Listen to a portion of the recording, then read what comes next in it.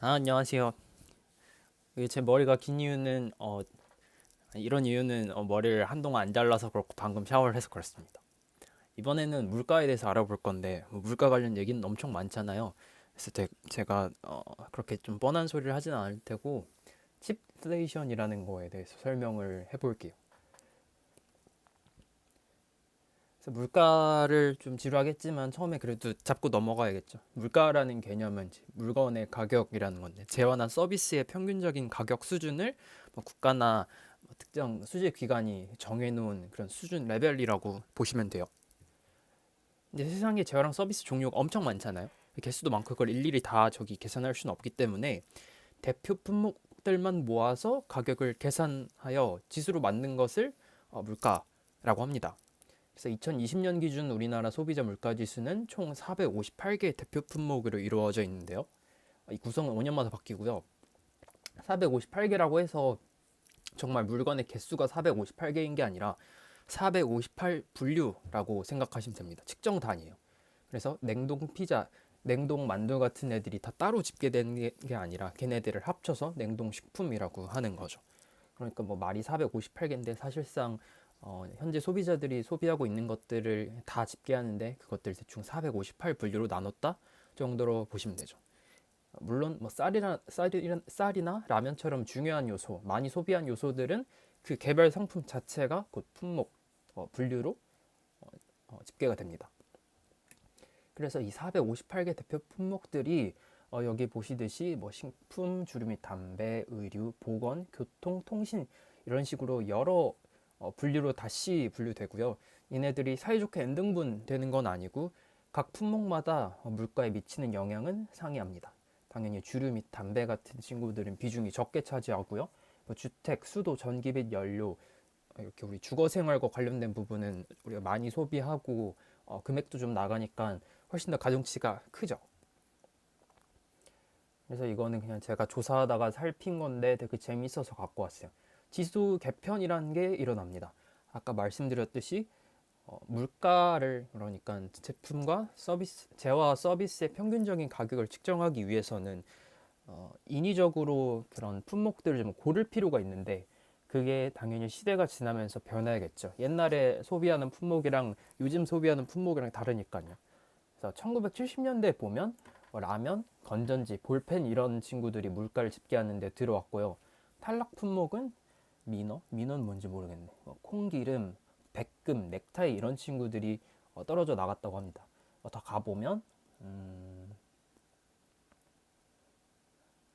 1995년에 탈락 품목의 초등학교 육성 대비 뭐 벽돌 가격 그쵸 이런 거 옛날에나 쓰였고 지금 안 쓰니까요. 그리고 점점 현대로 오면 추가되는 품목에 블루베리, 현미, 전자레인지 그리고 식기세척기, 유산균 이런 식으로 요즘 사람들이 많이 사용하는 거는 추가되고 잘 사용하지 않는 거는 탈락되고 이런 식으로 계속 변화되는 걸 알 수 있어요.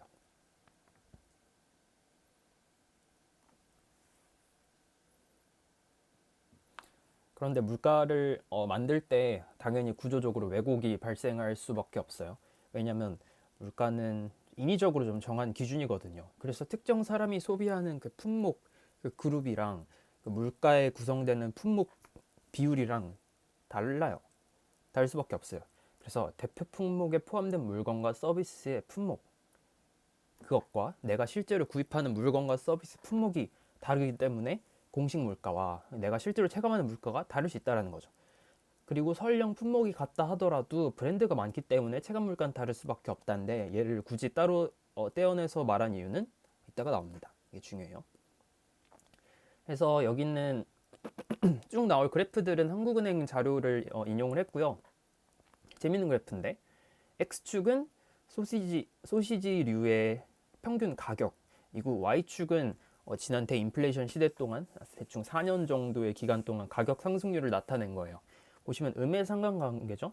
그러니까 가격이 높았던 소시지는 가격 상승률이 낮았고 가격이 그동안 낮았던 소시지는 가격 상승률이 높아졌다.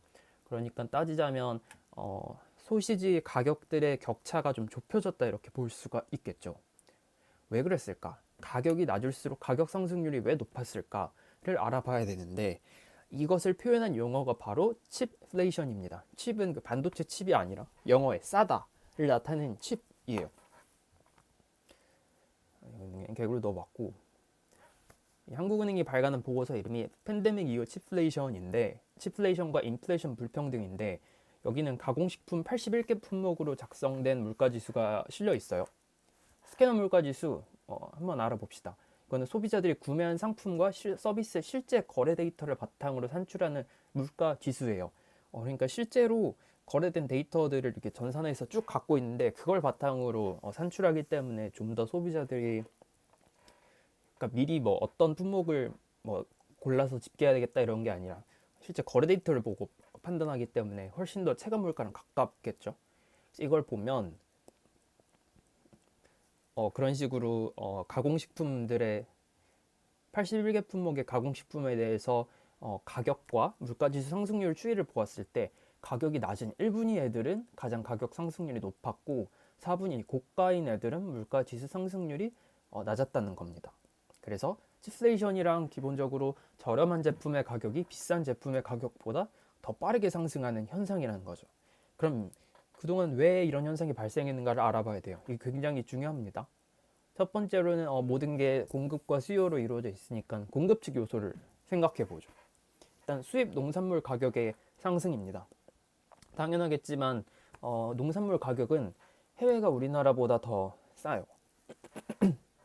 뭐 이건 뭐 고기 살 때나 뭐 농산물 살 때 국내산이 더 비싼 거를 우리가 경험적으로 알고 있죠. 그래서 뭐 자세한 설명은 안 해도 될 것 같아요.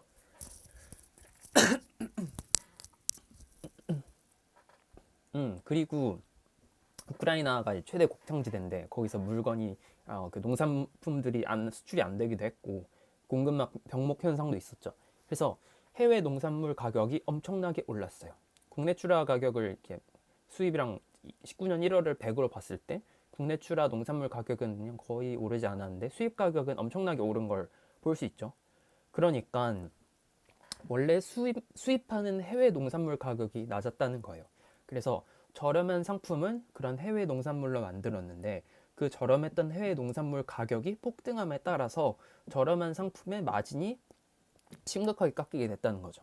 왜냐하면 100원짜리 원료가 있을 때 이거를 애초에 비싸게 만들었던 그런 비싸게 만들었던 뭐 회사들은 200원, 300원 이렇게 남기기 때문에 원료 가격이 좀 올라도 그 마진이 손상되겠지만 커버할 수 있는데 100원 원재료를 겨우 막 105원, 110원 이렇게 만들었던 회사는 감당하기 힘들겠죠. 그래서 비용을 그 농산물 가격의 폭등이 인플레이션에 그대로 전가가 된 겁니다. 비용 충격에 대한 흡수력이 낮다라고 볼 수 있겠죠. 그리고 수요층 요소도 있습니다. 기본적으로 그냥 인플레이션이 사실 뭐 저가 제품이든 고가 제품이든 그동안 쭉 다 오른 시대였잖아요. 그렇기 때문에 소비자들의 실질 구매력이 낮아진 이런 상황에서는 더 저렴한 제품으로 고객들이 쏠릴 수밖에 없어요. 그러면 저렴한 제품에 대한 수요가 늘어났기 때문에 보시면 가격 분위별 연평균 매출액 비율이 고가 제품은 이게 쭉 낮아졌는데 저가 제품은 매출액이 쭉 늘어났죠. 그러면 당연히 수요가 늘어나니까 저가 제품에 대한 가격도 오를 수밖에 없겠죠. 그래서 제품 가격 상승이 가속화되었다라는 겁니다. 그래서 이 현상들을 어떻게 좀 좀 교훈적으로 해석해야 되냐면 인플레이션이 급등할 때 모든 제품이 급등하지만 칩플레이션이 따라 나타나는 경우가 굉장히 흔하다는 겁니다. 왜냐하면 저가의 제품은 원재료 가격과 그 실제 판매하는 가격의 격차가 적기 때문에 마진이 적기 때문에 비용 충격이 발생했거나 원재료 가격이 뛰었을 때 그 비용의 상승을 모두 물건 가격의 상승으로 전가할 수밖에 없다는 거죠. 근데 그렇게 저가 제품의 가격이 오르면 상대적으로 저소득층에게 더 큰 고통이 가해지겠죠. 그러니까 인플레이션을 잡는 거는 저소득층에게 어떻게 보면 저소득층을 위한 정책이라고도 볼 수 있습니다. 그래서 수입 원자재 가격이 급등할 때 할당 관세를 통해서 칩플레이션 완화에 도움을 줄 수 있거든요. 그러니까 할인 지원을 할 때 모든 품목에 대해 지원을 하는 게 아니라 이게 특히나 저소득층에게 그들이 소비하는 값싼 물건에 더 큰 영향을 미치기 때문에 그런 값싼 물건 위주로 정책을 펼치는 게 낫다는 거죠. 그래서 할당 관세는 뭐냐면 일정 수입량 한도 내 수입품에는 낮은 세율을 적용하는 거죠. 그러니까 수입품이 급증해서 국내사 그러니까 이렇게 일정 한도를 막 하는 이유는 뭐냐면 아예 한도를 풀어버리면 막 수입품이 엄청 급증하기 때문에 국내 산업이 피해를 보게 되겠고 그렇다고 한도를 너무 줄여버리면 그 한도 이상에 대해서는 세율이 막대하게 부과되기 때문에 가격이 너무 높아지는 걸 막는다는 거죠. 그래서 오늘 영상을 간단히 요약을 해보면 물가지수 잘 아시겠지만 대부분의 많은 사람들이 구매해서 중요도가 높은 물건과 서비스의 대표적인 품목들만 모아서 가격을 측정하고 그거를 물가지수로 만드는 거예요. 근데 이는 당연 시대 상황에 따라서 중요도에 따라서 계속 비중도 달라지고 구성 품목도 달라진다는 거. 우리가 이번에 알아본 치플레이션이라는 거는 저렴한 제품이 비싼 제품보다 가격 상승률이 더 높은 현상을 의미해요. 이거는 대부분의 인플레이션 상황에서는 치플레이션이 동반하게 되고요.